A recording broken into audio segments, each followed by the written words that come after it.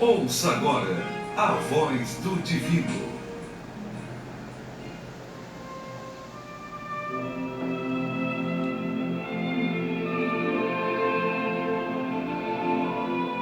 Louvado seja o nome do Senhor Jesus. Louvado seja Deus. Amém?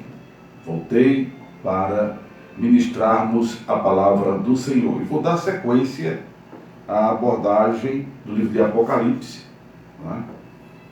Se faz necessário lembrar que eu tenho pontuado que, apesar de haver uma expectativa muito catastrófica do livro de Apocalipse, mas eu quero lembrar para os irmãos que Apocalipse significa revelação e não catástrofe, né? Se bem que o livro, com a narrativa da abertura dos selos, com a narrativa da abertura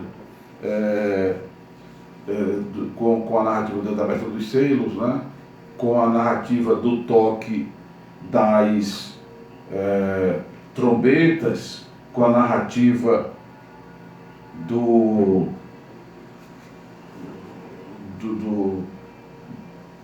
selos, vamos lá, do derramar das taças e do toque das trombetas, a gente vê que o mundo vai passar por uma situação catastrófica jamais vista na história. Jamais vista na história. Porque aí nós teremos, entre tantas coisas, terça parte do mundo vegetal queimado, terça parte da água potável poluída, teremos doenças incuráveis, não é? Teremos guerras catastróficas, destrutivas mesmo, enfermidades, como já pontuei, incuráveis, enfim, muita coisa de miséria acontecendo no cenário apocalíptico, mas Apocalipse significa revelação. É importante lembrar também, né, porque estou voltando à abordagem de Apocalipse, é importante lembrar também que há N linhas de interpretar. Eu vou seguir essa pedagogia hermenêutica, que existe a linha histórica, porque toda a Bíblia também, que é a palavra de Deus, ela é um documento, né, que registra episódios da história da humanidade. E aí tem essa vertente histórica, tem essa vertente simbólica, porque há textos que a gente não pode levar ao pé da letra, né? Há vertentes históricas, simbólicas, como já dissemos, literal, as situações que são literais na descrição de Apocalipse. Por isso que é importante que haja um manejo flexível da interpretação. Não estou falando da aplicação, mas da interpretação.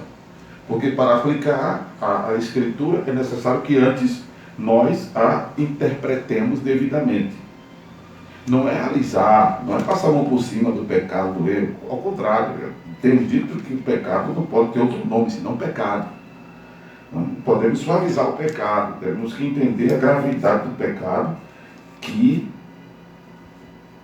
o salário é a morte. Não? Mas eu me refiro à flexibilidade dessa interpretação apocalíptica, para que o que for literal a gente considerar literal, o que for simbólico a gente considerar simbólico, o que for histórico a gente considerar histórico, né? E também nessa pegada preterista, coisas que já aconteceram, e nesta pegada futurista, coisas que hão de acontecer, e por que não dizer nessa pegada do presente, porque tem coisas que estão acontecendo. É importante que nós, nesse manejo da Escritura, e não só do livro de Apocalipse, mas de toda a Escritura Sagrada, nós tenhamos essa flexibilidade. É diferente de você querer procurar uma igreja, uma denominação que se adeque ao seu modus vivendo. É diferente de você procurar seguir uma denominação que você diga assim, eu vou para esta congregação porque nela eu posso isso, eu posso aquilo e posso aquilo outro. Não. Eu tenho dito, teológica e biblicamente. Até porque teologizar é pensar sobre Deus. E a gente pensa sobre Deus a partir da leitura bíblica, porque é a Bíblia quem revela quem é Deus. Quer conhecer Deus? Leia a Bíblia. Quer conhecer Deus? Ore a Deus, louve a Deus, faça a obra de Deus, se envolva com Deus, mas leia a Bíblia. Porque sem ler Bíblia você não vai conhecer Deus. Não? E teologizar é pensar sobre Deus. E se esse pensamento sobre Deus é a partir da Escritura Sagrada, você está no caminho certo. Porque se você for pensar sobre Deus a partir de filosofias humanas, de teorias humanas, a partir da mente de fulano, de Beltrano, de ciclano, você, em vez de crente, vai se tornar ateu. Em vez de crente, você vai se tornar ateu. É o que acontece com pessoas que, por incrível que pareça, entram em seminários para estudar teologia e saem ateus. Porque foi pela mentalidade de fulano, de Beltrano, de ciclano. Aí não conheceu Deus, porque o que menos se faz em seminário é ler Bíblia. E tem muita gente querendo ir para seminário, eu já bebi dessa água para que outros não bebam, eu tenho dito. Faça parte da escola dominical da sua igreja. Vá para os cultos de estudo bíblico na sua igreja. Amém? Escuta o Acorda Benção. Tem muitas mensagens no YouTube Acorda Benção. Tem muitas mensagens no canal YouTube Igreja Templo do Corpo de Cristo. Eu me refiro às minhas plataformas de ministração. Além dessas outras pelas quais vocês podem me ouvir. Mas, sobretudo, leiam a Escritura. Porque não sou eu também, porque sou eu que estou falando. Quem sou eu na fila do pão? Porque quando os crentes em Bereia ouviam Paulo, eles iam consultar a Escritura para ver se o que estava Paulo falando batia com o que estava escrito. Então, quem sou eu para dizer a você, só me ouça e descarte a Escritura? Jamais. Ao contrário. Ao contrário. Confira na Escritura. Amém? Glória a Deus. Bem, com relação à interpretação escatológica, com relação à interpretação escatológica, né? Que eu falei do livro. Com relação à interpretação escatológica, como, por exemplo, a posição pós-milenista, amilenista, pré-milenista, isso aí é uma coisa que a gente vai estar falando pelo fluir das abordagens, né? Mas só para ajudar, quem ainda nunca ouviu falar disso, ou quem já ouviu e não sabe de repente para onde vai, e que para quem já sabe, só lembrar. O posicionamento pós-milenista tem o seguinte script.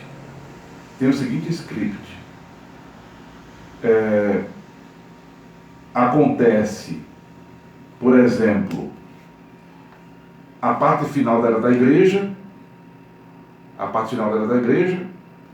e os últimos 1000 anos, que é o milênio, que será uma época de paz e abundância promovida pelos esforços da igreja. Aí depois disso, Cristo vem e aí segue-se a ressurreição generalizada. E depois dessas coisas acontece um juízo geral e a eternidade. Nessa interpretação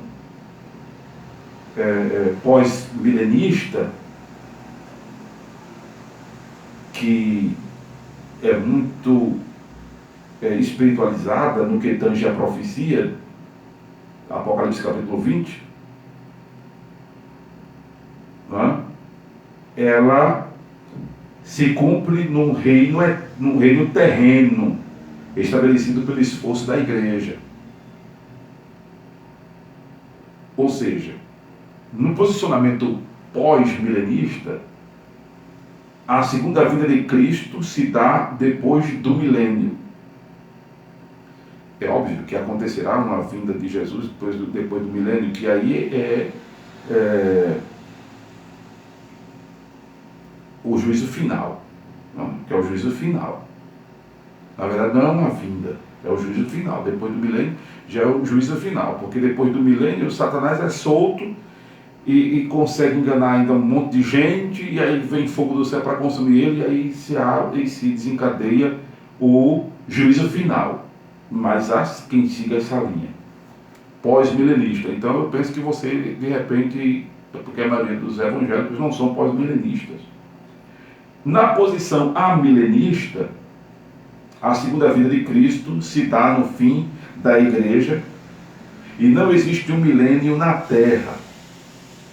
Estritamente falando, os amilenistas creem que a presença da igreja não existe, que a presença da igreja, não é? Ela se dá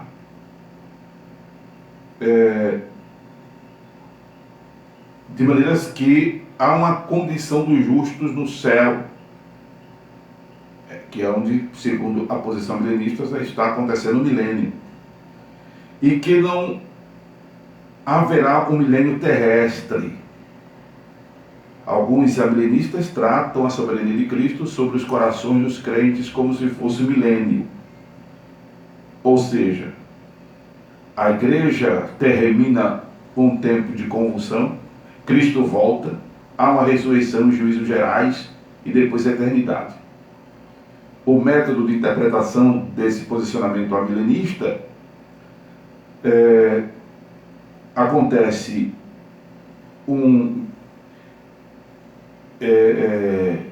domínio de Jesus sobre os corações das pessoas, as promessas feitas a Israel como nação são cumpridas na igreja, e de acordo com esse ponto de vista, Apocalipse 20 descreve a cena das almas no céu durante o período entre a primeira e a segunda vinda de Cristo. Então, a gente percebe que esse posicionamento amilenista, ele não é muito a nossa linha, ele está mais para o pessoal sabatista, Testemunho de Jeová, adventistas, por aí. Não? E tem a posição pré-milenista. E a ordem dos acontecimentos pré-milenistas acontece a segunda vinda de Cristo, que acontece antes do milênio, que aí é o arrebatamento da igreja. Esse é o posicionamento pré-milenista. A segunda vinda de Jesus acontece antes do milênio, porque aconteceu o arrebatamento da igreja. E a ordem dos acontecimentos é esta: a igreja termina no tempo da tribulação, a era da igreja termina no tempo da grande tribulação, Cristo volta à terra, estabelece e dirige o seu reino por 1000 anos, depois ocorre a ressurreição e o juízo dos não salvos, depois vem a eternidade. Método de interpretação pré-milenista. Segue o método de interpretação normal, literal, histórico e gramatical, aquilo que eu estava dizendo antes. E Apocalipse capítulo 20 é entendido literalmente.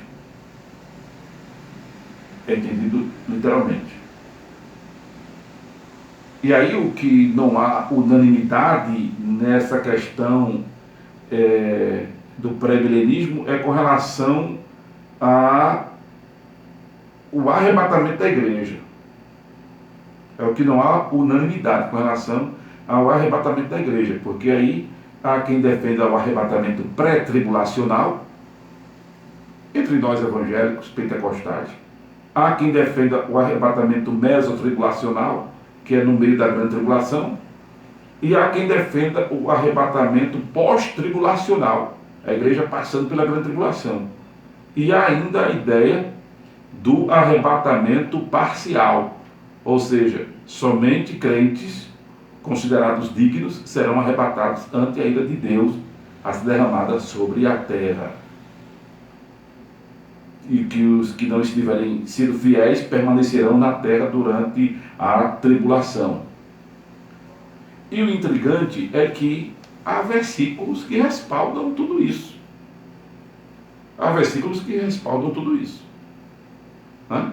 Para o arrebatamento pré-tribulacional, mesotribulacional, pós-tribulacional e arrebatamento parcial.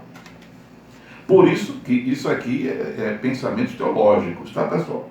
Isso aqui são linhas de interpretações sobre os eventos das últimas coisas. Não é a Bíblia quem diz isso. Ao contrário, eu volto a dizer que ninguém, aí isso me dá respaldo para dizer que ninguém pode precisar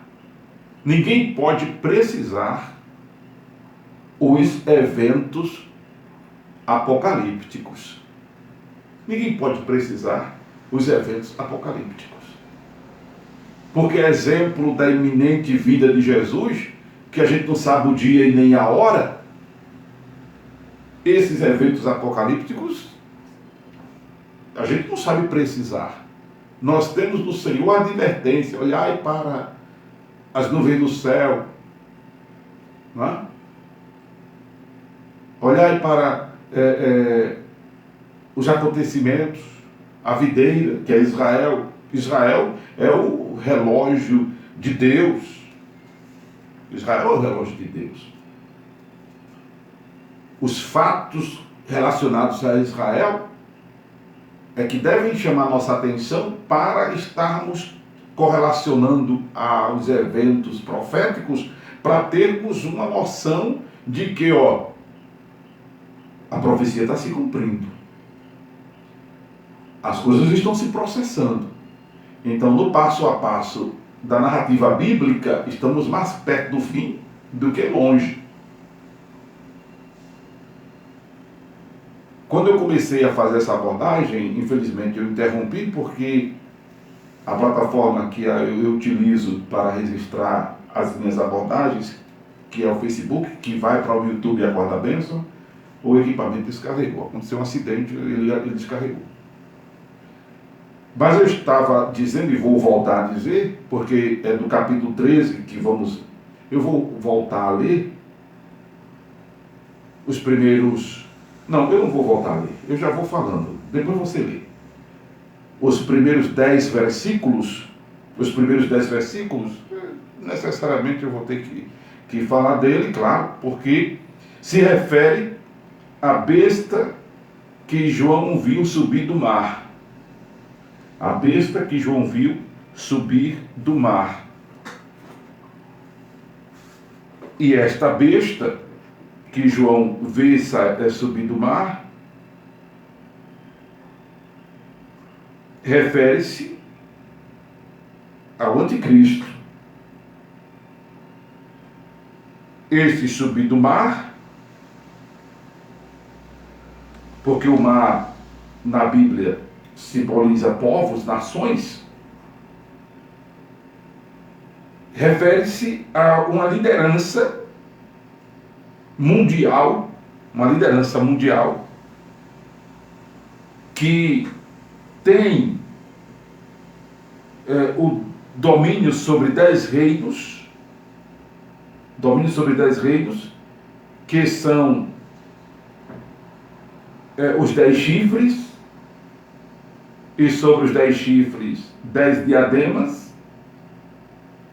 sobre as cabeças, o nome de blasfêmia. Esses chifres e esses diademas referem-se à força, ao poder dessa figura humana, simbolizada aqui metaforicamente pela besta, porque é uma pessoa cruel como uma fera. É uma pessoa cruel como uma fera. conforme o versículo 2, João diz que a besta que ele vê era semelhante ao leopardo, e os seus pés como os de urso, e a sua boca como de leão, e o dragão deu-lhe o seu poder e o seu trono e grande poderio. O dragão, né? Quando lhe é dado o dragão dá-lhe o seu poder, isso fala do poder do anticristo. E a gente sabe que esse poder é toda a carga, é toda a influência, é toda a ação de Satanás. Nesta figura que, por incrível que pareça, amados, é um líder humano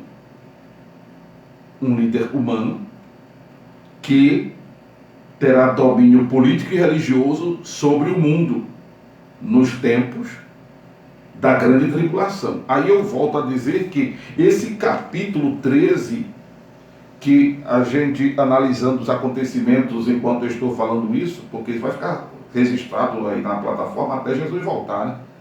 O tempo que eu estou falando isso é no ano 2026, estamos vivendo uma situação em que há lideranças no mundo com um comportamento psicótico, né? Que se eu for dar o diagnóstico é de esquizofrenia, porque existe nessas lideranças o delírio messiânico, porque elas se acham salvadoras da pátria. Não estou dizendo que fulano, que Beltrano é o anticristo, presta atenção, estou só dizendo que o cenário que se desenha no mundo é muito esse. Mas eu não posso considerar que isto já está sendo, esse cenário que estamos vivendo, eu não posso dizer que ele é esse contexto de Apocalipse 13, porque senão aí Jesus já teria vindo, Jesus já teria voltado. E eu sou crente, volto a pontuar aqui, eu sou crente, né, que a igreja não passará pela grande tribulação. Ou seja, eu sou pré-tribulacional. Eu sou, como você, eu penso, pré-milenista e pré-tribulacional. Ou seja, a igreja vai ser arrebatada antes da grande tribulação. Há quem defenda que será no meio, há quem defenda que será no pós, há quem defenda que será parcial. Enfim, eu estou esperando Jesus agora. Imagine você ficar aí pensando, será que Jesus já veio e levou a igreja? O que é que ele está fazendo aqui na terra? Veja que desespero isso tomaria conta dos nossos corações. Dia desses, eu estava assistindo um culto da igreja do meu querido irmão Luciano Ricardo pelo YouTube. Ele sempre manda para mim o link, eu sou inscrito lá no canal dele, da igreja, que o Luciano faz parte, meu menino de ouro. E depois que terminou o culto, o YouTube mandou para mim lá um filme sobre o arrebatamento da igreja. E foi muito... Eu parei assim, eu fiquei, meu Deus, que coisa massa. E uma cena intrigante foi que uma menina procurando a mãe foi saber se a mãe estava na igreja. E quando chegou na igreja, a igreja estava com os bancos vazios, mas tinha uma pessoa lá dentro. E essa pessoa veio ao encontro dela. Aí a pessoa disse para ela, aconteceu, ele cumpriu. Aí ela pergunta à pessoa, e por que o senhor está aqui? Diz quem é essa pessoa? O pastor. Irmão, aquilo, eu digo, aí eu parei tudo e parei para assistir o filme no YouTube. Aí ele disse assim para ela, eu não me ouvia. Aí ela sai desesperada. Aí ele, calma, me escute. Ela olha para ele e diz, o senhor não se escutava? Eu vou lhe escutar. Foram cenas fortes. E eu pensei, eu tomei aquilo para mim, né? Já pensou, misericórdia, Cristo tem poder na minha vida. Jesus vir e eu ficar. Pensa nisso, irmão. Se Jesus vir, tu vai ficar? Se Jesus vir agora, tu acha que vai ficar? Aliás, tu acha que vai subir? Por isso que eu volto a dizer que esta é a palavra que muita gente não dá valor. É a palavra que inspira santidade, é a palavra que inspira temor, é a palavra que impacta. É a palavra que atrai bênção, porque... Sim, atrai bênção. Porque se eu estiver esperando Jesus voltar, eu vou trilhar o que caminho? Vou trilhar o caminho da oração, vou trilhar o caminho da obediência, vou trilhar o caminho da santidade, vou trilhar o caminho do temor, vou trilhar o caminho da devoção. E esse processo, esse movimento faz com que eu esteja na presença do Senhor, que é tudo, e na presença do Senhor eu sou abençoado. Na presença do Senhor a libertação, na presença do Senhor a cura, na presença do Senhor a suprimento da necessidade, na presença do Senhor a livramento, na presença do Senhor a satisfação existencial, na presença do Senhor a razão para viver, na presença do Senhor, aleluia, nós estamos protegidos, guardados. Um montão cai do nosso lado, outro montão cai de outro lado, e nós permanecemos de pé. Na presença do Senhor, os nossos pés são tirados do charco de lodo e firmados sobre a rocha. Na presença do Senhor, o anjo do Senhor acampa ao nosso redor. Na presença do Senhor, nós estamos abrigados no esconderijo do Altíssimo, estamos na sombra do Onipotente. Ou seja, ferramenta preparada contra nós não prospera, as portas do inferno não prevalecem, temos livramento, temos proteção. Na presença do Senhor, encontramos descanso para as nossas almas, porque o seu jugo é suave, o seu fardo é leve. E aí as bênçãos fluem, porque o Senhor prometeu que se buscarmos em primeiro lugar o seu reino e a sua justiça, as demais coisas nos serão acrescentadas. Por isso que eu prefiro mais ministrar assim do que tome bênção, receba a vitória. Porque não adianta eu estar aqui distribuindo bênção, vitória, usando o nome de Jesus, dizendo que sou ministro porque eu tenho unção. Se em nome de Jesus não vai funcionar, que eu dizendo que é porque eu sou ministro que eu tenho unção. Presta atenção, se em nome de Jesus não vai funcionar, é de todo jeito. É de todo jeito. Porque o Senhor estabeleceu princípios. E o princípio é buscar em primeiro lugar o reino de Deus e a sua justiça, e as demais coisas vos serão acrescentadas. O princípio é, se perdoardes aos homens as suas ofensas, o vosso Pai Celestial vos perdoará as vossas. O princípio é, chegai-vos a Deus, Ele se chegará a vós. O princípio é que o Senhor é galardoador daqueles que o buscam. O princípio é, se este povo que se chama pelo meu nome se humilhar e orar, buscar minha face, se arrepender dos maus caminhos, eu os ouvirei dos céus, perdoarei seus pecados e sararei a sua terra. O princípio é este, são estes, e tem muito na Bíblia. O princípio é, se meditar na palavra de noite, a vida será como uma árvore plantada junto a ribeiros de água que dá o seu fruto, na estação própria, as folhas não caem, e tudo quanto fizer prosperará. O princípio é meditar na palavra de dia e de noite. O princípio é, se este povo que se chama pelo meu nome se humilhar e orar e buscar minha face, eu os ouvirei dos céus, perdoarei seus pecados e sararei a sua terra. O princípio é este. Então não é de toda maneira. Não é de toda maneira. E se eu acreditar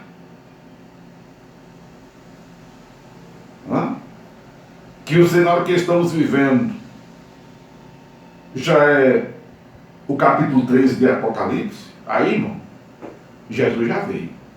Isso se nós somos crentes no arrebatamento pré-tribulacional, já que nós somos pré-milenistas. Porque na doutrina pré-milenista,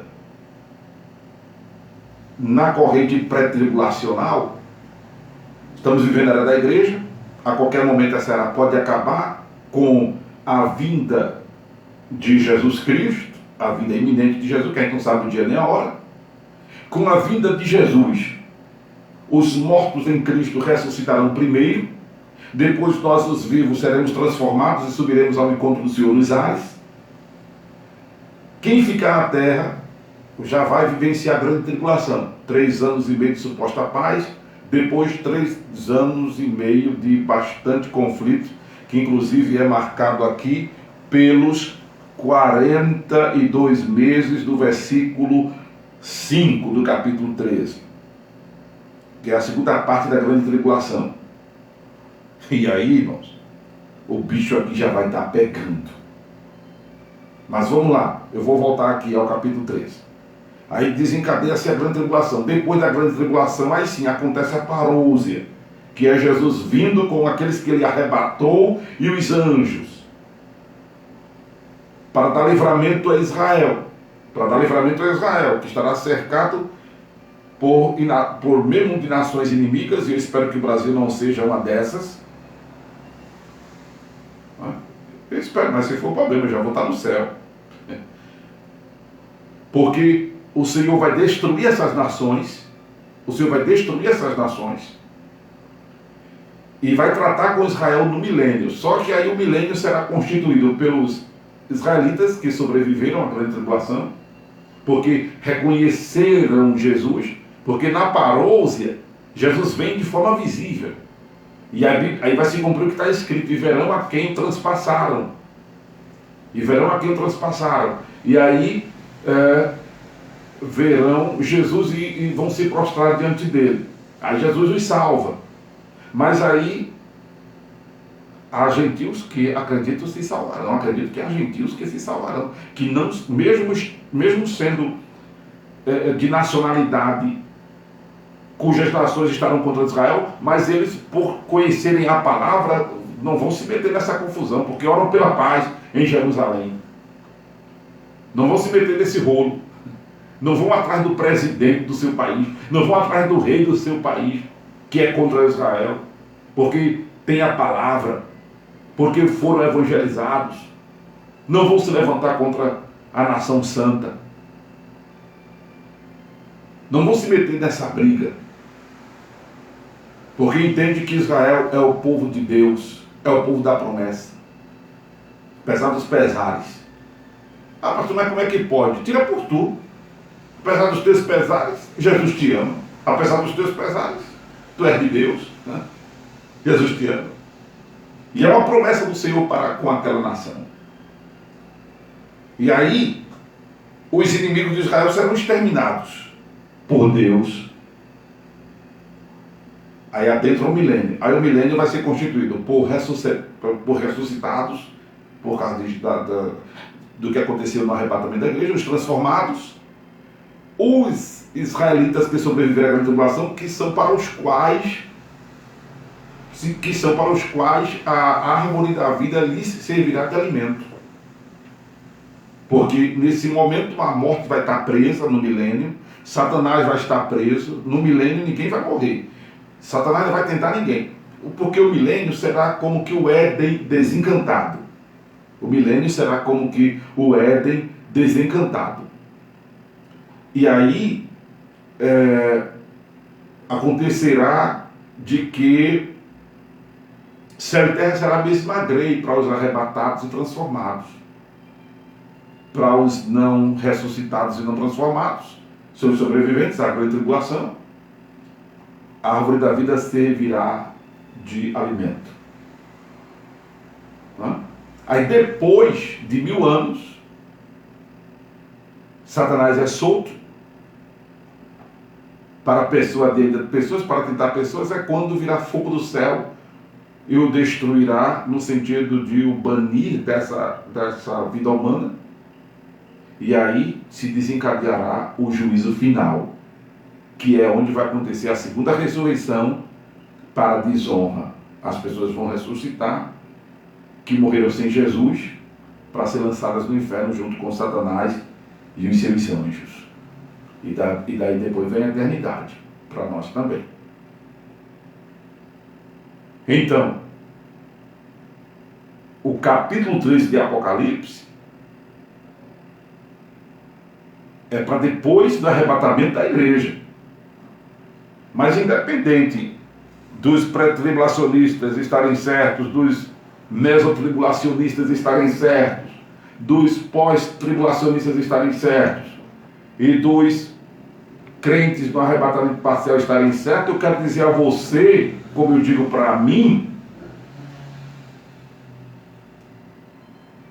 que diz a palavra de Deus: preparai-vos, ó Israel, para encontrar-vos com o Senhor, teu Deus.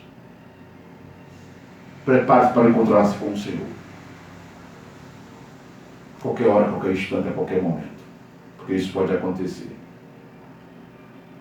Na grande tribulação, a besta vai surgir do mar. Este cidadão vai ter um poder político e religioso sobre a humanidade. O anticristo, também chamado homem do pecado, também chamado do homem da iniquidade, ele vai, durante este período, que é o período final da grande tribulação, esses últimos 3 anos e meio, ele terá poder sem limites. Ele terá poder sem limites. E ele estará trabalhando para converger a atenção das pessoas para ele. Porque ele vai aparecer ao mundo. Observe o versículo 3.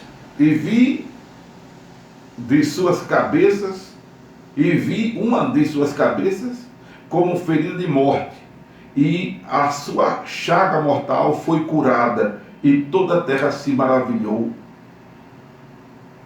após a besta. E adoraram o dragão que deu à besta o seu poder.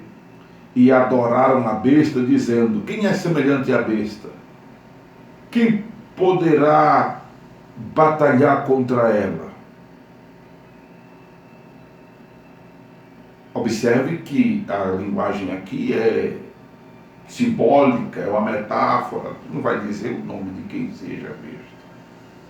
Mas observe que a besta vai estar sendo adorada. Vai estar sendo adorada. A gente vai ver mais na frente que ela vai vindicar para si a adoração. Porque a partir desta ferida de morte, e ela depois ser revivificada pelo poder miraculoso de Satanás, que vai operar assim, claro que com a permissão de Deus, porque Satanás não faz nada sem a permissão de Deus, mas é nesse momento que o inimigo ele vai estar imitando o poder de Cristo para, com esse fenômeno suposto aqui de uma ressurreição, ele vai estar usando como meio principal para enganar a raça humana. O papel do inimigo é esse, enganar, imitando as coisas de Deus. Por isso que a Bíblia diz que ele pode até se transformar em anjo de luz. Ele não é anjo de luz, mas ele pode até se transformar em anjo de luz. Pois bem, neste período da grande tribulação, o povo terá que escolher entre a nova, popular e fácil religião, ou crer em Jesus Cristo e permanecer fiel a Ele, sim, mesmo depois da igreja já ter sido arrebatada. Por quê? A Bíblia vai continuar existindo. Eu me lembro que antigamente os irmãos diziam que a Bíblia iria se apagar. Deixa eu ver se eu acho aqui. Tem Bíblia que entre o Novo e o Velho Testamento a página fica em branco, né? Tem irmãos que achavam que a Bíblia ia ficar assim, com a página em branco. Ficar assim. Quem está pelo Instagram e Face eu vou mostrar. Ó, no Instagram, no Face, no YouTube, eu vou mostrar. Não. A Bíblia vai estar com as palavras aqui, isso não vai se apagar não, até porque é feito de um material maravilhoso, a impressão bíblica, né? Não se apaga. O que vai acontecer é das pessoas de repente não terem entendimento que hoje a gente tem o poder e a facilidade de ter pela presença do Espírito Santo, como está nessa era da igreja. Digamos que o Espírito Santo passe a atuar como atuava no Velho Testamento, em algumas poucas pessoas. Agora não, o Espírito atua com força até em quem não é crente, até em quem não é convertido. Claro que quando nos convertemos, há uma diferença. Os nossos olhos espirituais são abertos. Há muita diferença do convertido e do não convertido. Não é? Quando a pessoa se converte, ela não se torna melhor do que as outras, mas ela se torna uma pessoa diferente. Em que sentido, pastor? Vamos lá. Quando a pessoa se converte, os pecados são perdoados, o nome é escrito no livro da vida, a pessoa recebe o Espírito Santo, o bloqueio de entender as coisas de Deus sai, os olhos da alma, que é o entendimento, são abertos. Bem muito de benefício, aleluia. Como é bom ser crente em Jesus. Você que ainda não é crente, não sabe o que está perdendo. Eu fico feliz quando escuto alguém dizer, rapaz, se eu soubesse que era tão bom, eu tinha me convertido há mais tempo. Oh, aleluia. Se eu soubesse que era tão bom, eu tinha me convertido há mais tempo. Porque não tem coisa melhor do que servir a Jesus. Não tem coisa melhor do que servir a Jesus. Você que está me assistindo por alguma plataforma, comenta aí depois da live. Não tem coisa melhor do que servir a Jesus. Você que está me assistindo pelo Instagram, pelo YouTube, pelo Facebook, está me ouvindo pelo aplicativo da rádio, comenta aí. Não tem coisa melhor. Manda mensagem no WhatsApp. Não tem coisa melhor do que servir a Jesus. Aleluia. Mas as pessoas, nesse período da grande tribulação, elas vão ter que escolher. E aí o bicho vai pegar. A gente vai falar da segunda parte desse capítulo 13 depois. Eu estou dividindo o capítulo 13 em duas partes. Mas observe que o anticristo vai reivindicar adoração para ele. Vai reivindicar adoração para ele. E as pessoas vão se prostrar diante do poder demoníaco. As pessoas vão adorá-lo. Não é? Porque nesse movimento religioso do anticristo, a divinização da humanidade estará sendo divulgada ao invés da verdade de quem é Cristo, que Cristo é Deus que se tornou homem, né?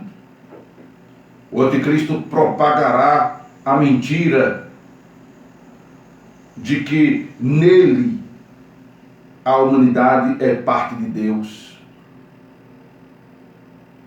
Diga-se de passagem que isso já é um movimento da nova era, né? Que já enfatiza claramente a doutrina do anticristo. O homem da iniquidade, ele já opera. Ele só vai reinar depois do arrebatamento da igreja, conforme está escrito em Tessalonicenses. Mas ele já está preparando as massas para a aceitação. Ele já está preparando as massas para a aceitação. Depois que a igreja for arrebatada, o inimigo vai reinar à vontade. Então fica para nós aqui esta mensagem cujo intuito é de fato colocar você no lugar da bênção. E o lugar da bênção é a presença do Senhor. Amém? O lugar da bênção é a presença do Senhor. Congregar é importante. Congregar é bíblico. Hebreus 10, 25, você não pode viver sem congregar, tá certo?